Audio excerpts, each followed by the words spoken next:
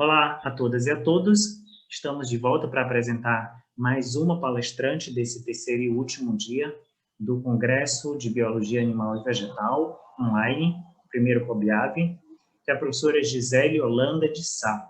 Ela que é doutoranda em agronomia pela Universidade Federal do Piauí, mestre em genética e melhoramento, também pela UFP, e graduada em ciências biológicas pela Universidade Federal do Piauí. Ela possui experiência na área de pré-melhoramento genético de plantas, com ênfase em biologia molecular, estudos de diversidade genética vegetal, marcadores moleculares e caracterização morfológica de plantas. Também tem experiência na área do ensino de biologia, com experiência em biologia geral e ciências, com afinidade na elaboração e uso de jogos lúdicos e outros recursos didáticos. A palestra da professora Gisele tem como título Resistência de plantas a herbicidas. Como melhorar?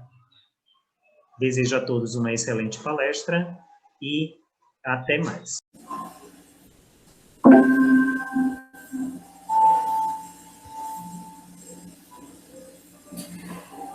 Então, como já foi falado, né, me chamo Gisele Holanda de Sá, né, e hoje, primeiramente, eu gostaria de agradecer o convite do primeiro Congresso de Biologia Animal e Vegetal, né, gostaria de agradecer pelo convite, por estar participando desse evento, que eu considero muito importante, uma vez que vão tratar de temas muito relevantes, né, sobre esse tema de biologia animal e vegetal.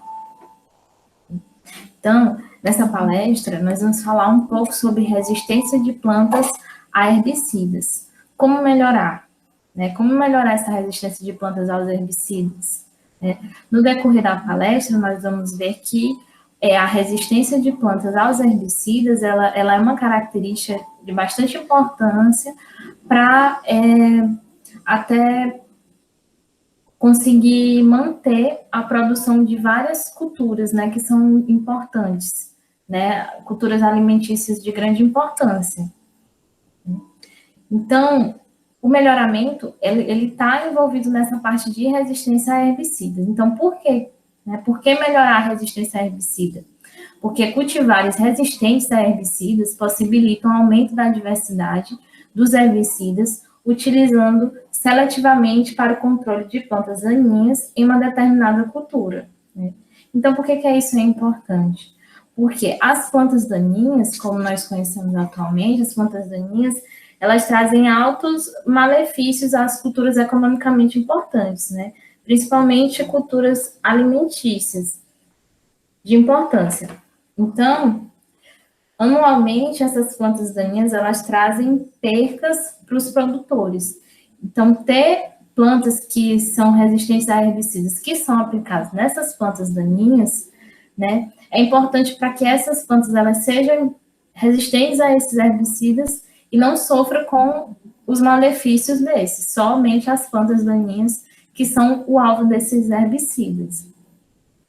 Então, as plantas daninhas resistentes, né, elas são um problema. Elas têm sido cada vez mais um problema, uma vez que até os herbicidas, eles podem atuar como um agente de seleção. Pois, uma vez, observando essa figura aqui, que está exemplificada, né, nós podemos ver que o herbicida, ele pode atuar, ele atua como um agente de seleção. Aqui nós temos como exemplo, o herbicida ele é aplicado em uma determinada população de plantas daninhas, né? E aqui, quando ele é aplicado, nós observamos que tem uma que ela é naturalmente resistente. E aí, esse mesmo herbicida, ele é aplicado várias vezes. Essa planta que é resistente, ela vai se multiplicando, né?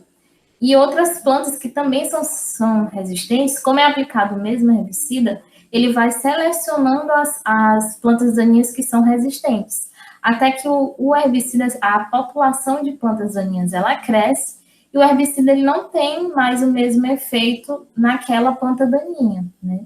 Então, o herbicida ele acaba se tornando um agente de seleção.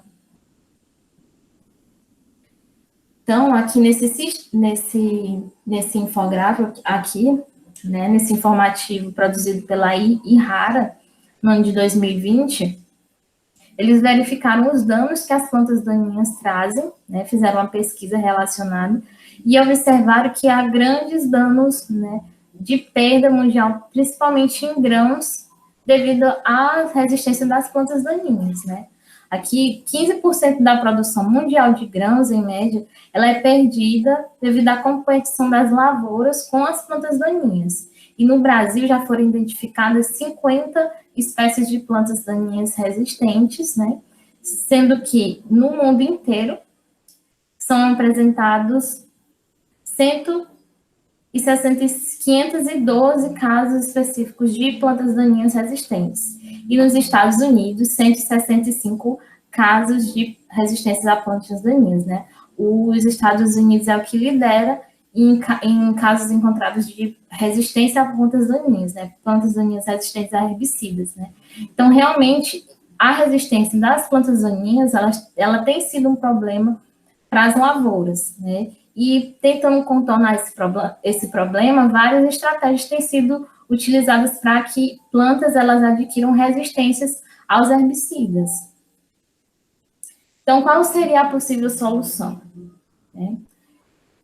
Nós teríamos como solução para evitar essa seleção e resistência das plantas daninhas, utilizar herbicidas com diferentes mecanismos de ação seria uma solução, né? Uma vez que isso iria dificultar essa parte de seleção das plantas daninhas resistentes.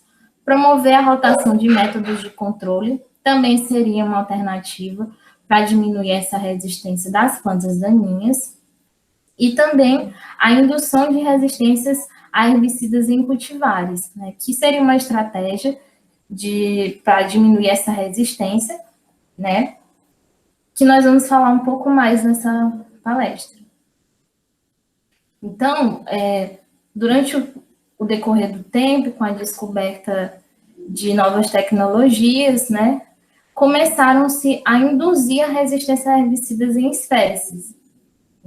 Então, desde os anos de 1950, vem sido pesquisadas espécies que são naturalmente resistentes a herbicidas, né? E outras que têm sido desenvolvidas, né? Têm sido desenvolvidas culturas resistentes a herbicidas, as CRHs. As primeiras CRHs conhecidas são o algodão e a canola. Primeiramente, o algodão, que é resistente ao herbicida bromoxinil, nos Estados Unidos, e a canola, que foi resistente ao glufosinato no Canadá.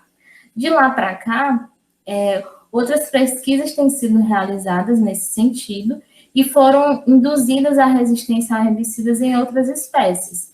Espécies como o milho, o arroz, a soja, o sorgo, o trigo, a lentilha, o girassol e a alfafa. São espécies que são exemplos de CRHs, né, culturas resistentes a herbicidas, que vem se desenvolvendo aí com o tempo a indução da resistência a vários herbicidas, né? Então, como que essa indução ela pode ser realizada? Existem algumas formas de indução, né? Umas usando técnicas de biotecnologia e outras utilizando técnicas mais simples. Então, pode ser realizado através da seleção de células e culturas de tecidos, né? Que é uma técnica da biotecnologia, né? Em que se tem a constituição de novas plântulas, né? A partir de um órgão da planta, né?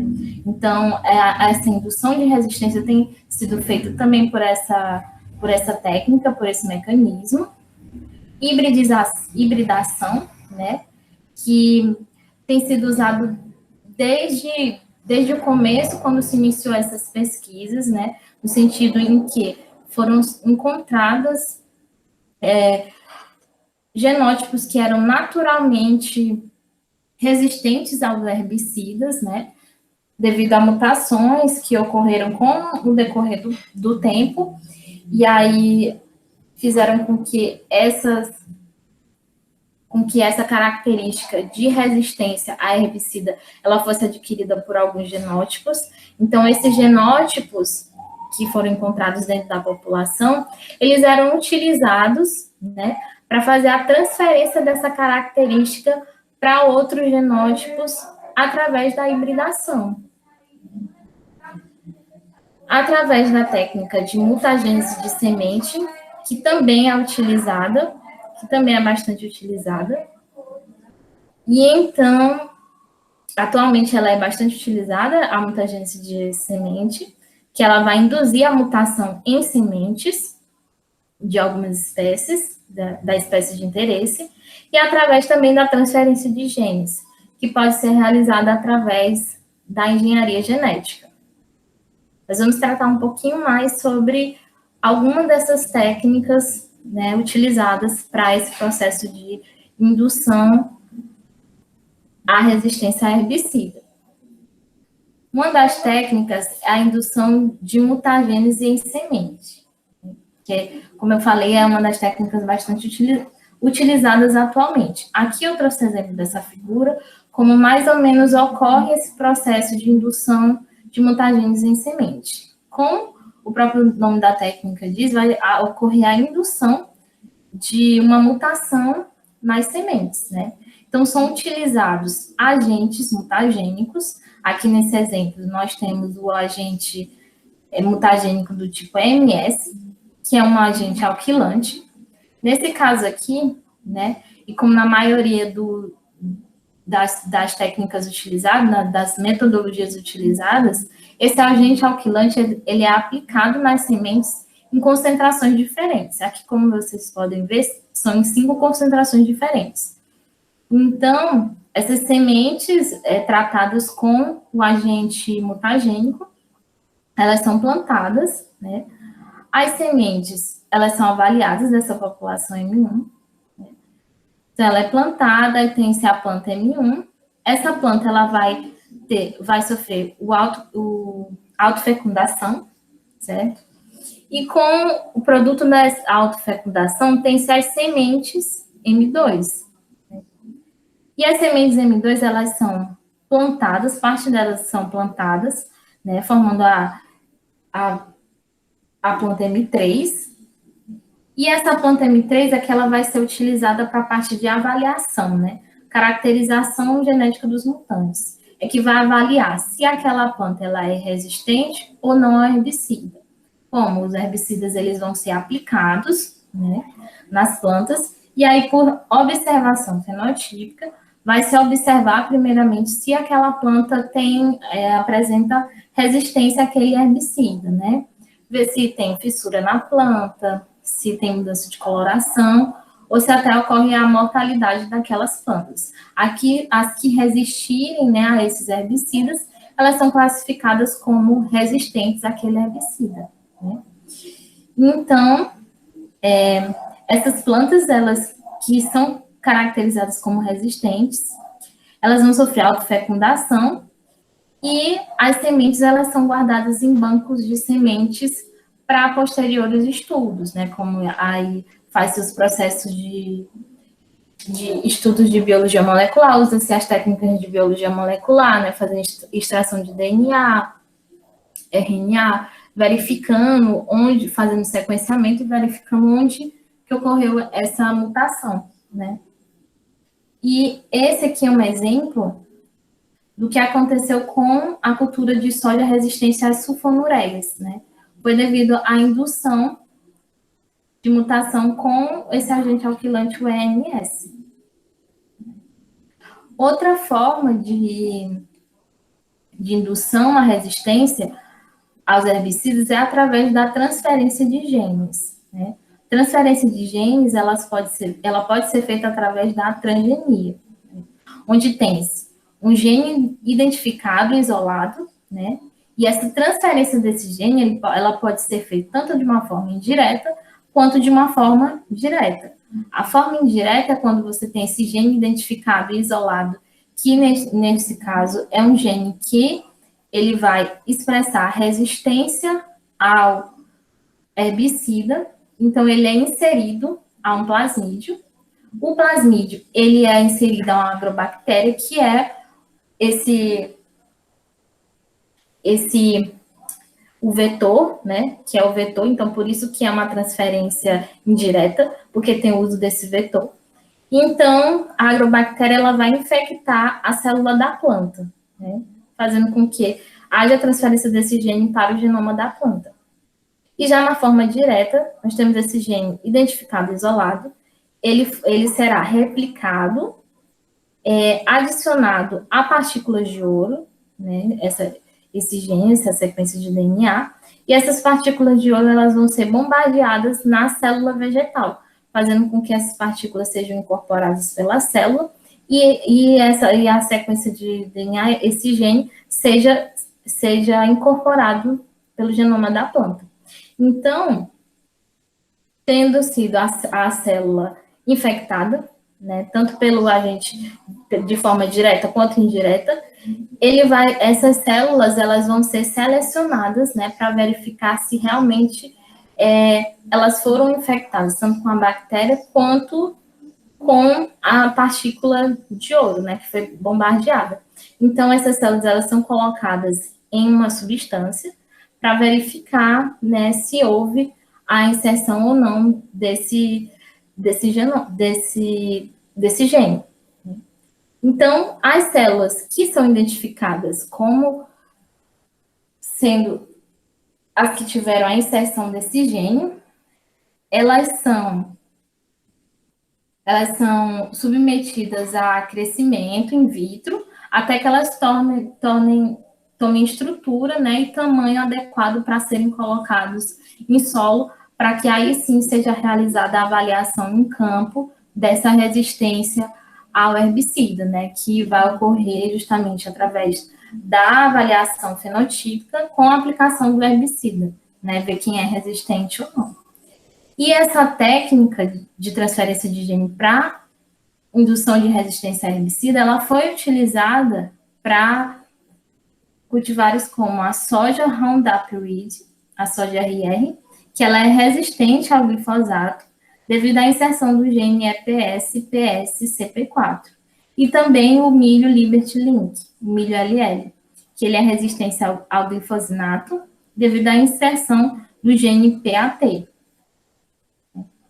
Então, quanto aos tipos de resistência, né, que a planta pode ter, nós temos o tipo simples ou isolada, em que ela vai promover a resistência a um herbicida específico de um mecanismo de ação, cruzada, quando promove resistência a 2 ou mais herbicidas do mesmo mecanismo de ação, e múltipla, quando ela vai promover resistência a 2 ou mais herbicidas de mecanismos de ação diferentes.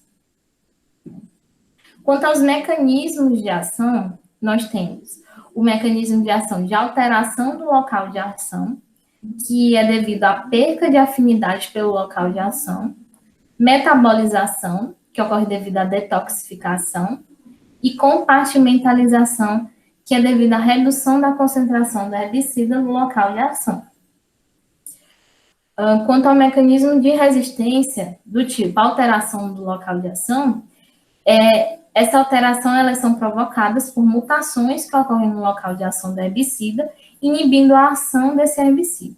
Então, aqui, como nós vemos nesse esquema, aqui, nós temos que a molécula do herbicida, e nós temos a enzima da planta, que ela é susceptível a esse herbicida, né? Então, nós vemos que quando a planta ela é susceptível, essa enzima, ela se encaixa perfeitamente com o herbicida. E como ela tem esse encaixe perfeito, ela faz com que o metabolismo dela seja interrompido, né, causando a morte daquela planta. Já quando existe essa mudança no local de ação, a enzima dessa planta, ela deixa de ser susceptível, ela torna-se resistente. Como ela se torna-se resistente, não há mais esse encaixe entre a molécula do herbicida e essa enzima. Então, o herbicida ele não vai ter efeito naquela planta, né? Fazendo com que o metabolismo continue normal. Quanto ao mecanismo de metabolização, é um mecanismo que ele é um mecanismo apresentado naturalmente pelas plantas, né? que ele vai se caracterizar pela degradação mais rápida dos herbicidas pelas plantas. Ele é um mecanismo de tolerância apresentado para a maioria dos herbicidas, e as formas mais comuns de metabolização são através da conjugação, oxidação e destoxificação. Quanto ao mecanismo de resistência do tipo compartimentalização, ele é devido à ligação ao armazenamento das moléculas de herbicida em compartimentos inativos, né? Então, o que é que acontece? Geralmente, esse mecanismo de compartimentalização, ele vem logo após ao outro mecanismo de metabolização. Pois, no processo de metabolização, a molécula se torna tão pequena, né, a molécula de herbicida, né, da ação do herbicida, ela se torna tão pequena que ela acaba caindo em compartimentos inativos, né, como, por exemplo, os vacúolos, né. Isso vai fazer com que haja redução da absorção dos herbicidas devido a essa baixa quantidade de herbicidas que atinge o local de ação. E exemplos desse tipo de mecanismo, né, ocorrem em genótipos que são resistentes aos herbicidas bipirimidílicos e às auxinas. Então, aqui eu trouxe uma aplicação, né, dessa parte, né, da indução da resistência aos herbicidas, né, porque eu acho importante sempre mostrar uma aplicação que realmente essas técnicas elas estão sendo utilizadas, né, que realmente elas são técnicas funcionais, que é um problema importante, que realmente ocorre atualmente. Então, eu trouxe uma aplicação, um artigo de um estudo que foi realizado, né, de indução de uma cultura à resistência a herbicida. Como exemplo, eu trouxe esse artigo que foi publicado no periódico PLOS ONE, que ele é um periódico de renome, ele é um periódico que tem um qualis alto, né? Então, é um estudo de qualidade, realmente, e ele foi publicado no ano de 2017, então, é um estudo recente, né? Então, realmente, essas técnicas, elas têm sido utilizadas e isso, essa parte de resistência a herbicida, ela é ainda um problema, né? Então, tem sido ainda feitos estudos relacionados para diminuir esse problema, né? Então, nós temos aqui esse artigo, que ele fala sobre o pré-melhoramento de lentilha para a resistência a herbicidas através da mutagênese de sementes. Então, aqui só fazendo um apanhado da importância da lentilha, que ela é uma leguminosa alimentícia de importância nas estações frias, e devido à sensibilidade do herbicida, torna-se um obstáculo, né? A sensibilidade da lentilha aos herbicidas, ela torna-se um obstáculo no controle das plantas daninhas que atrapalham a sua sobrevivência, né? Então, os processos de desenvolvimento de cultivares de lentilhas que são resistentes aos herbicidas imidazolinas e sulfonureias são importantes, né, para diminuir essa sensibilidade, essa susceptibilidade, né, dos herbicidas pela lentilha. Então, qual foi o objetivo desse estudo? Desenvolver plantas de lentilhas que são resistentes a herbicidas por meio de mutagênese de semente. Então, aqui, de uma forma geral, só para deixar mais explicado, né, até para vocês conseguirem entender os resultados, esse aqui foram utilizados 3 genótipos de lentilha, né, sendo 2 híbridos e um mutante. E os procedimentos que foram utilizados, né, os procedimentos experimentais, foram os 3 genótipos, 3 tipos de mutagênicos, né, o EMS, o HH e o SA, em 3 doses diferentes, em 2 doses diferentes cada agente mutagênico. E os herbicidas que foram utilizados para avaliar a resistência foi o herbicida Alimax e o herbicida Atlantis, em doses diferentes de cada herbicida, e foram utilizados também 3 métodos de aplicação desses herbicidas, né? Então, todas essas variáveis, elas foram utilizadas para fazer esse estudo. Então, de uma forma geral, como que ocorreu, né, esse estudo? Aqui tem os 3 agentes mutagênicos, o EMS, o HH, o SA. Eles foram aplicados aqui nas sementes, né? As sementes, elas foram plantadas, né, formando aqui a geração M1, né, sendo 4 fileiras por dose, né, então aqui foram 2 doses de MS, então 4 fileiras por dose de MS, 4 fileiras por dose de HH e 4 fileiras por dose de SA, né, então foi um experimento bem grande. E uma fileira de controle, né, e tinha sempre um grupo de sementes também de controle para verificar. Então, aqui, essas plantas, elas sofreram autofecundação, formando aqui a população M2. E essa população M2 é que foi submetida ao uso dos herbicidas, Alimax e Atlantis, sob 3 métodos de aplicação diferentes. E a partir desse experimento é que foram coletados os dados para o estudo. Então, quais foram os dados coletados? Porcentagem de sobrevivência, índice de sobrevivência, seleção de mutantes, foram feitas análises estatísticas e a remutagênese e triagem com doses mais altas de herbicida.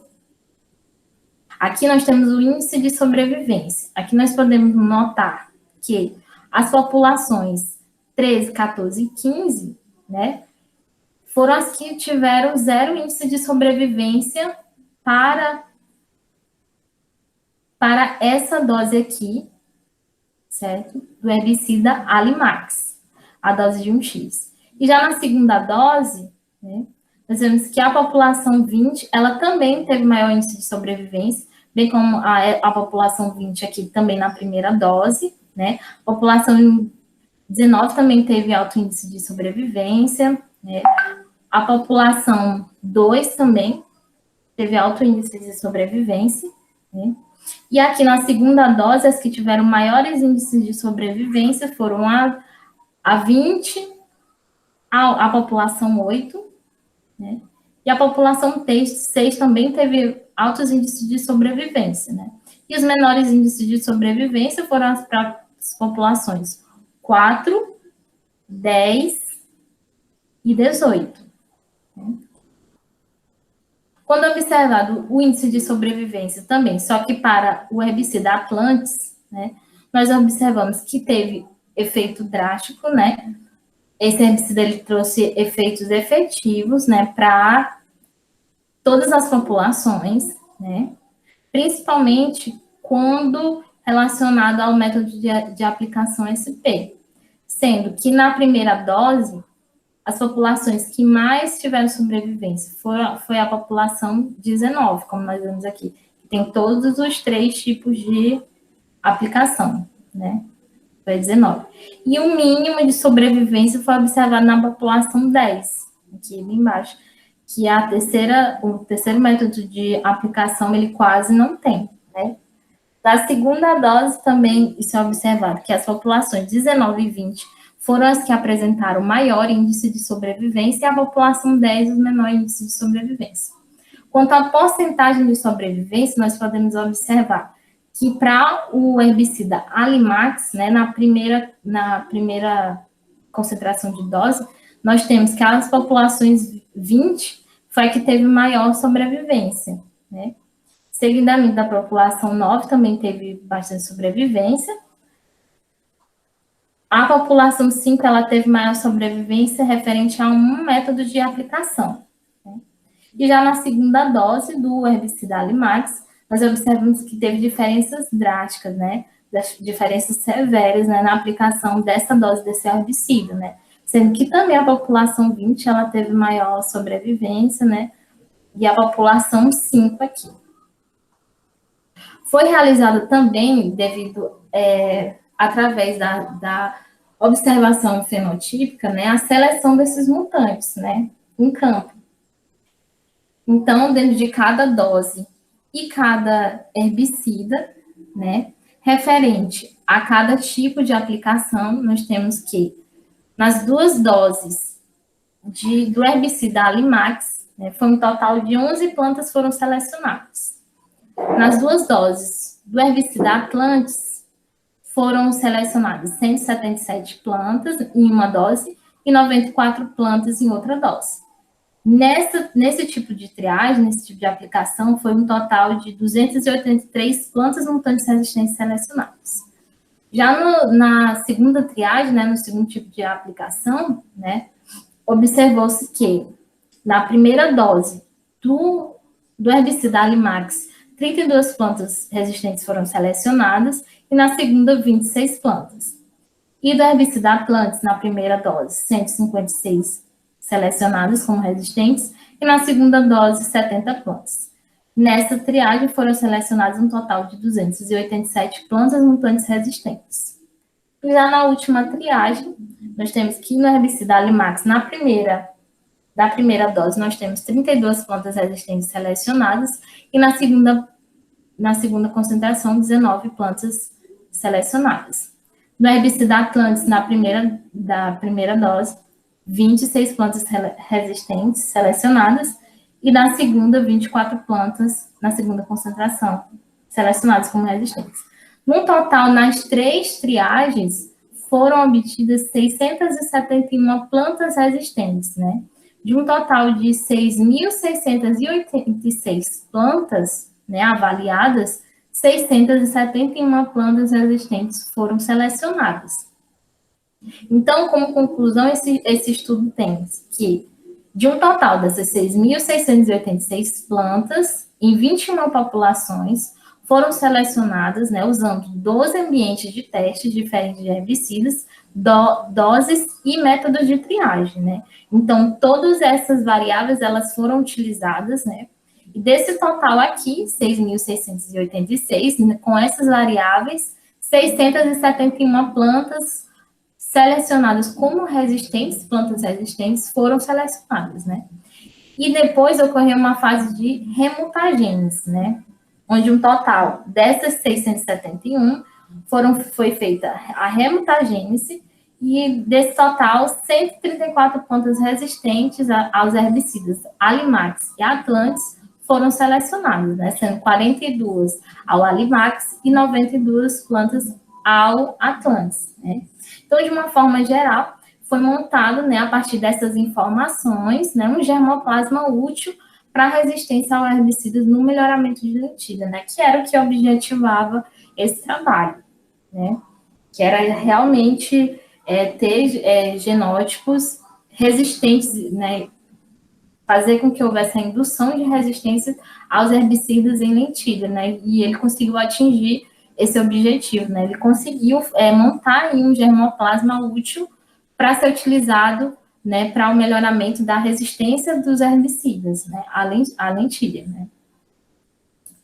Então, né, como consideração final sobre esse tema, né, nós podemos observar que, de uma forma geral, né, o uso do melhoramento genético ele tem sido de grande importância para o desenvolvimento das cultivares com resistência a herbicidas, né, contribuindo para o controle das plantas daninhas em sistemas agrícolas de cultivares de interesse econômico, diminuindo, assim, as perdas causadas por essas plantas, né. Então, o melhoramento genético, ele tem atuado bastante, né, ele tem trazido grandes benefícios aí dentro dessa área de resistência aos herbicidas, né, tem sido muito importante para os processos de produção de cultivares de importância econômica. Então, eu queria mais uma vez agradecer o convite, né, do primeiro Congresso de Biologia Animal e Vegetal, né. Espero que eu tenha contribuído de alguma forma para o conhecimento desses temas, e qualquer dúvida, vocês podem mandar um e-mail que eu respondo. Obrigada.